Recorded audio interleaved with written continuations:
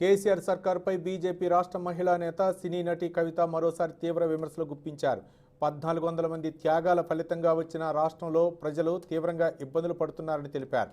ఖమ్మం జిల్లాలో కమలం party corner మీటింగ్స్కు అనూహ్య స్పందన వచ్చిందన్న ఆమె 65,000 మందితో ముఖాముఖి మీటింగ్స్ నిర్వహించినట్లు వెల్లడించారు. కేసీఆర్ ప్రభుత్వం కమిషన్ ప్రభుత్వంగా ఉందని వ్యాఖ్యానించారు. తెలంగాణ సెంటిమెంట్ ఆసరాగా చేసుకుని అధికారంలోకి వచ్చి ప్రజలను గాదిలికి వదిలేశారని మండిపడ్డారు. కల్వకుంట్ల కవిత మద్యం స్కామ్లో ఉన్నారని, హైదరాబాద్లో కుక్కలు ఉంటాయని కేటీఆర్కు తెలవకపోవటం విడ్డూరమని పేర్కొన్నారు. యువతను విద్యార్థులను రెచ్చగొట్టి ఆత్మహత్యలకు ప్రేరేపించడం ఎంతవరకు సబబని ప్రశ్నించారు. బీఆర్ఎస్ దుకాణం బంద్ చేసేంత వరకు వెనక్కి తగ్గబోమని హెచ్చరించారు కవిత.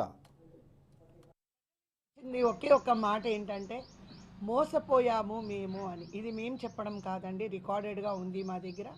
మోసపోయాము. ఒకసారి తెలంగాణ సెంటిమెంట్ అడ్డు పెట్టుకొని కేసీఆర్ గారు ఓట్లు దండుకోవడం జరిగింది. ఓకే, ప్రజలు వాళ్ళకి ఉంది, ప్రజలకి సెంటిమెంట్ ఉంది కాబట్టే 1400 మంది ఆత్మహత్యలు చేసుకొని, అలాగే ఎంతోమంది నాయకులు చనిపోతే 1969 నుంచి ఈ ఉద్యమం జరుగుతుంటే కేసీఆర్ గారు దాన్ని కబ్జా చేసి నా వల్లే వచ్చింది, నేనే చేశాను, నా కుటుంబం వల్లే వచ్చింది అని చెప్పుకోవడం విడ్డూరమని మీరు మాట్లాడుకోవడం కాదు. తెలంగాణలో ఉన్న ప్రతి ఒక్కరూ మాట్లాడుకుంటున్నారు.